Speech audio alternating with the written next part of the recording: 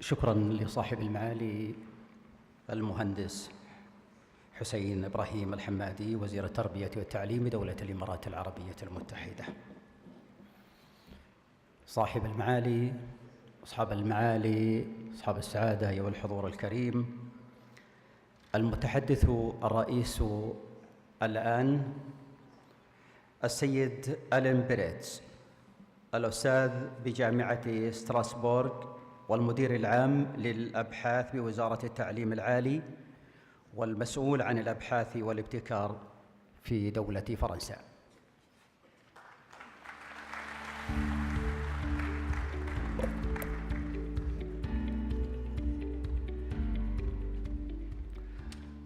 Your Excellencies, Ministers, dear colleagues, ladies and gentlemen, first let me thank you for inviting me to this and giving me the honor of giving you this introductory lecture. And because also I'm the first guest to speak, maybe I should, like in the name of my other colleagues from all over the world, thank the organizers for such a wonderful organization, and especially our friend Dr. Salim Al-Malik that went the whole way through for this.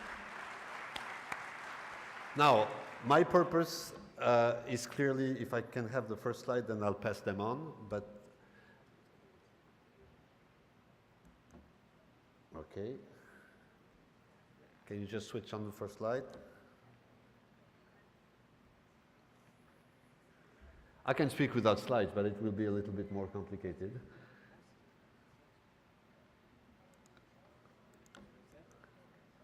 Oh yes, it's here, but oh, they're here, okay. I thought, fine, thank you. I want to address some of the challenges that you are facing, and the introductory words of our ministers clearly set the point. In fact, does this work? Can I have the next slide then, please? Because apparently my remote doesn't work. Okay. We heard of this very interesting plan, Vision 2030, and when I looked at the various points of this plan, it's clear that I don't have anything to add. Those are very interesting and positive plans that I really congratulate you for putting up. I could comment on a few of them, but instead of commenting on the practical objectives that you have set, I chose to focus my lectures on the environment, and especially also, as I was asked, to eventually tell you about some of how France, where I come from, has tried to respond to those challenges, and maybe you will find some inspirations into our own experience. So my first part is really to the fundamentals. What are really universities nowadays, and what are universities for? Do we have those objectives? The French president that you might recognize here on this slide has set up, for example, an objective for universities for being a building block for Europe. And he made this speech in the Sorbonne University, one of the oldest universities in the world. And clearly this is something that has taken up. Universities are not just for academics. Universities are now for the whole society. And this is because there is a new role and new place for universities. Of course, source of new knowledge, but also providing skilled personnel, contribute to innovation, attract international talent, I'll come back to this, and investment, be agents of social justice, contributors to social and cultural vitality, and of course, also help to increase health and well-being. This is not what people would have spoken about of universities a few decades ago. Also, something I want to stress, not going into the detail of what is a university, is clearly to tell you there is not one single model of university. Of course, all universities should share the same values, and I will come back to this all along my talk. But their objectives, their ambitions, and of course, unfortunately, their budget can be set according to specific requirements. Those specificities are very important, and they can lead to specialization, to differences that are positive. Another point in this diversity is now that a university cannot live alone. Universities have to communicate between each other, not only within one country, but cross-border and all over the world. What I wrote there is, I think, very important. A purely national or local model is doomed, and which means networking, whatever the type of networking, is very important. Sorry, it doesn't work every time. Now, those were general things. Now, I just want to shed some light on a few concrete examples of how France has recently tried to tackle those issues. I will just very briefly look at 3 points: new laws, change in maps, that's mergers especially, and excellence supporting schemes. First, the new laws. We had 2 new laws in 1 decade in France. Those laws, and I won't go into the details, but they stress 3 very important points. The first one is autonomy. They increase the autonomy. Now the university presidents, I was president of the University of Strasbourg for 10 years, can now really work on a lump sum budget and allocate the sums to whatever they want. It's not the ministry that's allocating the budget. And also for the salaries, we have much more leeway in the way we can recruit different academics. The governance also is very important. It's governed by the law, because in France we just have national universities. The most prestigious ones are national universities. So the law imposes on us a governance, and the governance has seen an evolution towards more reactivity, and I would say less red tape and less paperwork. And finally, and I'll come back to this, the question of side policies. Try to coordinate what's happening in the country, networks and mergers, and this brings me to my next slide. The question of mergers and networks. A map of France, dots with universities. We had more than 100 universities, some very specialized universities, finally in the same city, almost competing with each other, which is really stupid even for a country which is rather big like France. So you see, we have tried to group the universities. I won't go into the detail, and not only to lower the number, but to increase to decrease their specialization. We want to be back to the comprehensive university. We have in France, for example, something which is, I would say, really stupid, is we have humanities universities. Universities that just teach humanities. Humanities are something outstandingly important for technology, for example. So if you separate the people that think about humanities and the people that think about biotechnology, you won't progress. So what we need is universities that group all those specialties into the same university. This is, sorry if I can, well, yeah, sorry. This is a general tendency in Europe. This curve is just the number of mergers seen per year, and you see this increasing number of mergers all over Europe. Now, it's just a French trade. And again, this is not an administrative point of view. This is an academic and strategic point of view that is very important at the moment. I skipped this table because we're a little bit late. Those mergers, and this, I'm taking this slide from a very interesting survey by the European University Association, EUA, are a part of a global strategy to increase the competitivity of universities with other tools like performance-based funding mechanisms, increasing efficiency strategies, and funding for excellence. And this different things are setting up a global tool, and this is why I want to just briefly summarize the third element of this overview of the French situation. That's the excellence supporting scheme. It's called Investment for the Future, and I think the title summarizes everything. If you spend money in universities, it's not an expense, it's an investment for the future. And so of course, in front of the ministers, I take the position of my colleagues, presidents of university in the kingdom or other ways. Really, we need the budgets. They need the budgets, because this is an investment for the future. Why? Well, the difference in France, the system that has been set up, is something very interesting. It started from a report written by two prime ministers from different political backgrounds, Alain Juppé and Michel Rocard, one socialist, one conservative. They work together. The idea, and it comes back to your objective 2030, is to increase our growth potential. If we want to act on our innovation, we have to increase our research and development efforts, and we have to use higher education as an engine for growth. How is it financed? Lots of money, 35 billion and even more euros have been put into this system, and most of it in higher education and research. As you see, more than 20 billion in higher education and research. And this is a revolution in France. Normally it would go to industry. Most of the funds are endowment. It's a public endowment. It's like a foundation.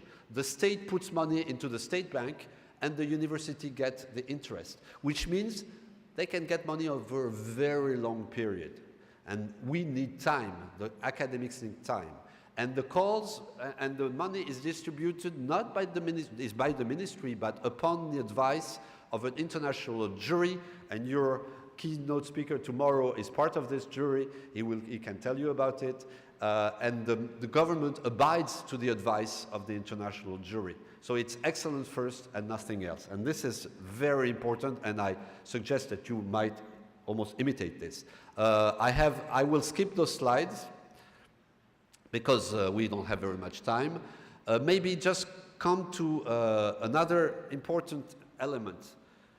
The secret in all this is not to concentrate on just one recipe, on one tool, one element. The secret, I think, is to combine different tools in order to progress. And for example, I'm taking this slide from a fairly old report already, about almost 6 or 7 years, by the Bruegel Institute in Brussels.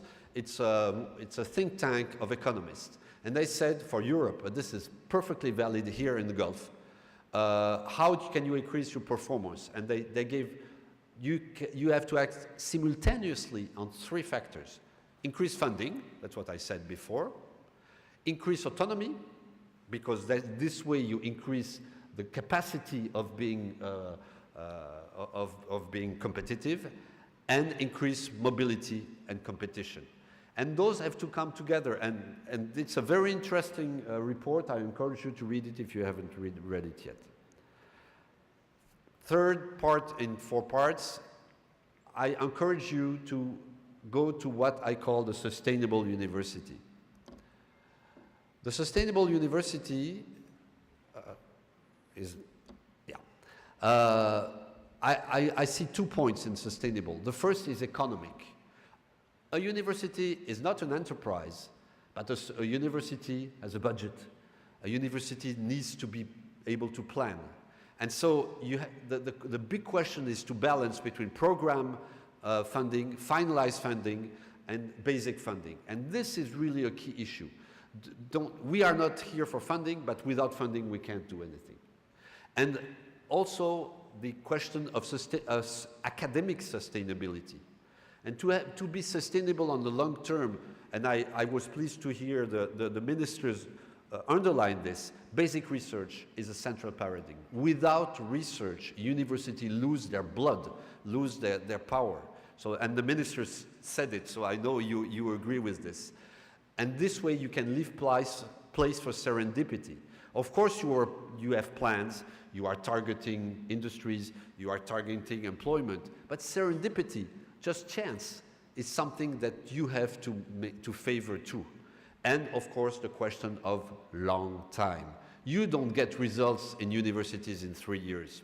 You get results over 10, 20, 30 years. So you have to be very patient. And of course, as usual, this implies that there is strong academic freedom. And I'll come back to this too. Key factors, I said this already, I just want to comment on the last line. The last line means that, of course, I pleaded that universities need a reasonable budget. But more than money, universities need trust.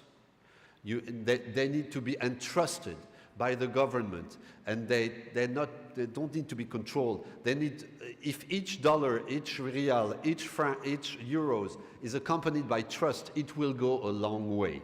And I think this is something very, very important. The last part in this talk, and just so this way we'll try to keep our time, is coming back, in fact, to commenting my first slide about some of the goals that you have set up for 2030. And it's about the goal, the idea of the university in the global society. Two examples. This is an old slide already from the Association of American Universities. It's the group of the major research-intensive universities in the USA. What is interesting is the list. It shows that those universities advocate and put forward that they can act with the government in I won't read the list, but they can be experts and they can participate in policy making in all these different fields, and I won't read them in detail. So I encourage also that the governments, the agencies, the ministries should have academics as counselors, just to get an opinion. And then, of course, the government decides. But they can get a very enlightened opinion from the colleagues here or abroad. The second point is something I want to say when a lot of your objectives for 2030 are targeted towards economic contribution, and you are right. However, I want just to comment on this study by the equivalent, I would say, in Europe of the AAU, that's the LERU, the League of European Research Universities, which I had the pleasure to chair for 2.5 years. It's a group of 22 major research-intensive universities of Europe, like Cambridge, Oxford, Strasbourg, UCL, of course, and many others. We did a study on our contributions to the economy. And just I want you to concentrate on this circle, because usually you just think about knowledge transfer. The minister spoke, and they were right, about, for example, patents, knowledge transfer, okay. But the study shows that this is just 1/3 of the economic input of our universities. And for example, universities as institutions, like a company, they have employees which buy, which sell, which they have to travel, they have to be housed. It's 1/3, it's the core activity. And maybe more important, the graduate premium. The graduate premium definitions is that the difference between the salary you get before you go into the university and when you are graduated. There is a gap. Of course, you earn more with a graduation.